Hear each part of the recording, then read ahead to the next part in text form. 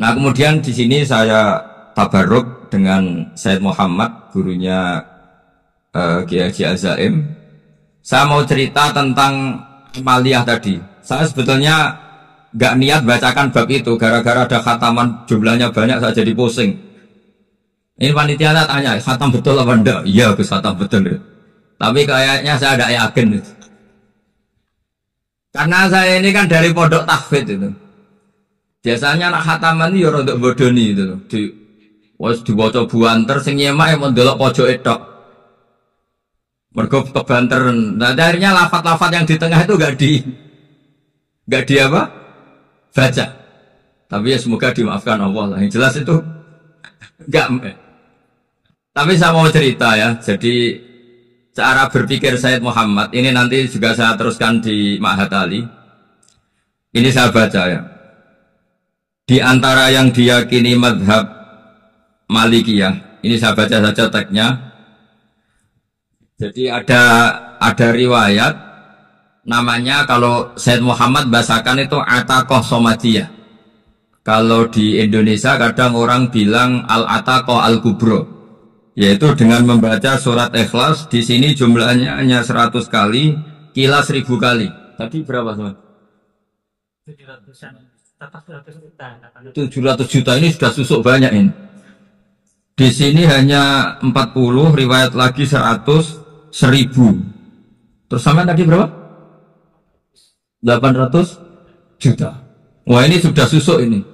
Itu anak cucu sampean pasti masuk surga itu kalau gitu.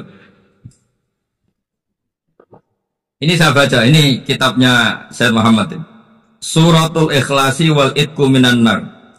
Akhrajat Tabrani fil Kabir an Fairuz ad-Dailami wa wa Ibnu Uthman Najasi. Waqad khadaman Nabiyya sallallahu alaihi wasallam. Orang ini jadi khadimnya Nabi. Qala Rasulullah sallallahu alaihi wasallam, "Man qara'a qul huwallahu ahad mi'ata marratin fi shalat aw ghairiha, kataballahu lahu bara'atan minan nar." Ini hanya berapa ini? Mi'ata marrah. Berarti kalau satu orang itu cukup 100. Tadi sudah untuk 7 turunan tadi untuk orang bro. Ya, untuk 7 turunan cukup. Untuk 7 turunan. Ini sudah susuk ini, sudah susuk ini. Duh, ribet ini. Nah ini tak cari pembenarannya, ini supaya keren. Ini di halaman 188 Abwabul Farad. Warwa Ibrahim bin Muhammad Al-Khiyari fi fawaidihi an Hudzaifah marfu'an. Man qara'a qul huwallahu ahad alfa marratin faqad ishtara nafsahu minallah. Berarti 100, ada riwayat lagi 1000. Nanti tak carikan lagi yang berapa? Jangan dengar banyak-banyak. Nah ini saya baca ya. Wa hadzal adadu huwa al-ma'rufu bi ataqatis somadiyah. Wa qad nassa jama'atun mutaakhiril malikiyah ala istihbabi ataqatis somadiyah. Wa haddu ala qiraatiha wa istimaliha. Minhum Asy-Syaikh Abdus Salam Al-Asmar saat terus ini. Jadi kullu haula'i istahabbu ataqatas somadiyah mu'tira fi ba'dihim kal Misnawi bi syiddati fi hadisiha. I'timadan ala anna hadha minal fadha'il allati yutasahalu fiha. Faman sa'a yasta'milaha raja'a khusula ma fiha fala ba'sa bidzalik. Asyarti al-ayata kita thubuta dzalika anin Nabi sallallahu alaihi wasallam hatta la yaqa fil kitsbi alaihi. Jadi intinya itu silahkan Anda bikin jumlah sesuai versi Anda. Yang penting Anda jangan kampanye kalau itu perintah Kanjeng Nabi Muhammad sallallahu alaihi wasallam. Karena kalau kamu atasnamakan Nabi kemudian jumlahnya sampai 800 berapa? 800 juta, berarti Nabi mengajarkan masyaqqah pada umatnya. Jadi cukup yang riwayat itu di sini hanya 100 sama 1000. Jadi kalau jumlah tadi untuk 7 apa? Turunan. Jadi kamu harus ditutup dengan doa, ya Allah, semua itu bukan untuk saya tapi untuk 7 turunan. Tolong catat ya Allah. Karena itu.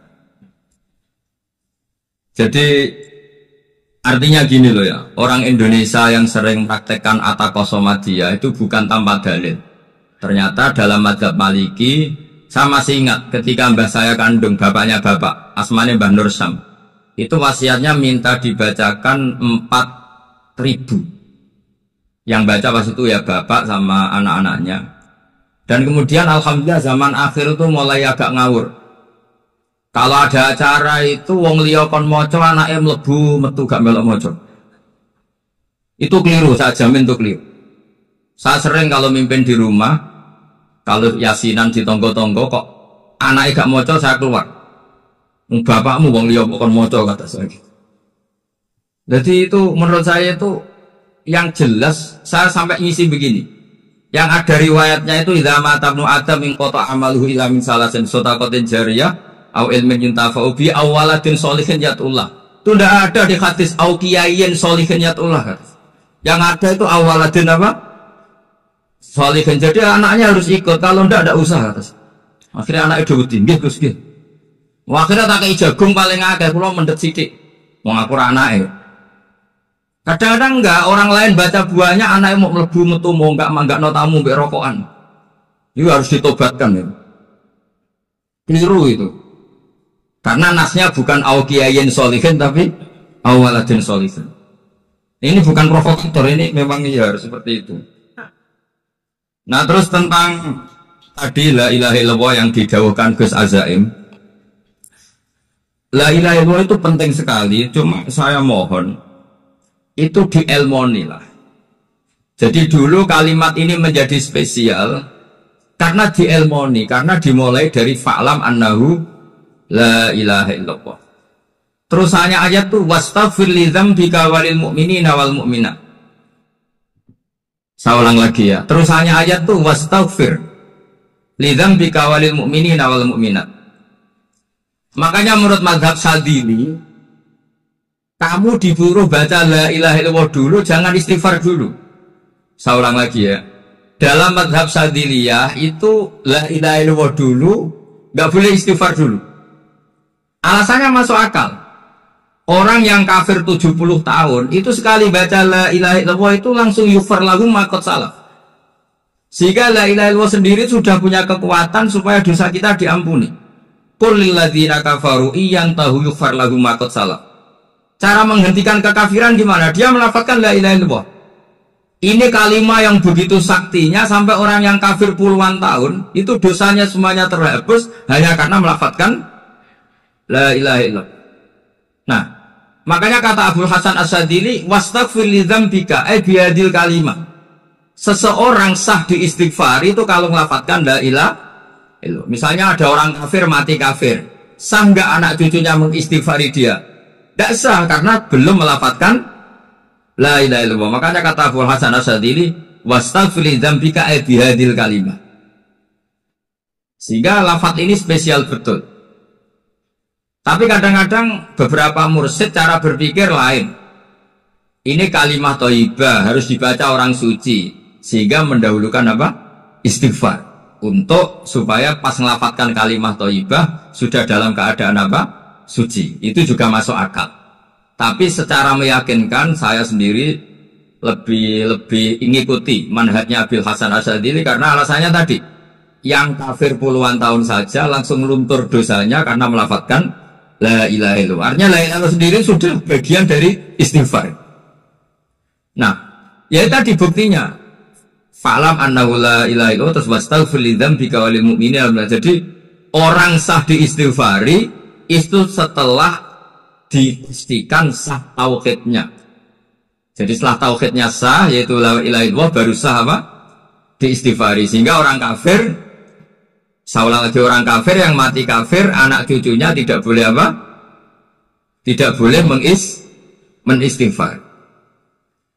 Terus saran kedua, la ilaha illallah itu filosofinya itu nafyun li uluhiyatil ghairillah wa isbatun li uluhiyatillah wahda. Filosofi la ilaha illallah itu gimana? Menafikan semua selain Allah itu tidak Tuhan dan hanya menuhankan Allah semua. Nah itu caranya gimana? Caranya kita harus terbiasa ini karena tadi saya dibilangin panitia ini rata-rata mustameknya atau mustamiatnya ini santri. Caranya gimana? Dilatih pakai logika. Saya berkali-kali cerita kalau ngaji, saya sekaligus kampanye. Allah itu Tuhan yang begitu fair. Untuk menjadi Tuhan, Allah mempersilahkan, ada kualifikasi Tuhan. Jadi boleh dikompetisikan itu boleh kata Allah. Nggak apa-apa kamu ngaku Tuhan gitu kata Allah. Tapi nak ngaku pangeran itu paling enggak ya direputasi lah. Ada verifikasinya. Dimulai dari apa? Ya kalau jadi Tuhan itu setidaknya bikin langit bumi lah. Aturannya gitu. Jadi kalau daftar bupati ya daftar lah ke KPU. Masa tahu-tahu jadi apa? Tuhan kemudian tidak punya prestasi bikin langit bumi. Sehingga Allah itu cara ngedikan itu ya fair. Qul ara'aytum ma tad'una min dunillah aruni madza khalaqu minal ardi am lahum syirkun fis samawati. Coba yang kamu tuhankan selain saya, prestasinya apa? Ketika saya bikin bumi itu apa ikut bikin? Terus am lahum syirkun fis samawati. Kalau bikin langit, kalau nggak bisa ya urun lah gitu. Urun semen apa urun bego, pokoknya urun lah gitu. Urun ora, kayak bumi ora, ngerti-ngerti ngaku jadi pangeran. Aku lihat hiburan aku. Jadi ya kan ya lucu kan. Misalnya syarat kiai di Salafiyah kan keluarga Kiai As'ad, cucunya ngaji ngalim. Orang keluarga Kiai As'ad tuh aku kiai utama di Salafiyah. Oh mesti di penjara ya. Lah yo gak gawe langit bumi, gak ada prestasi terus ngaku sebagai apa? Tuhan.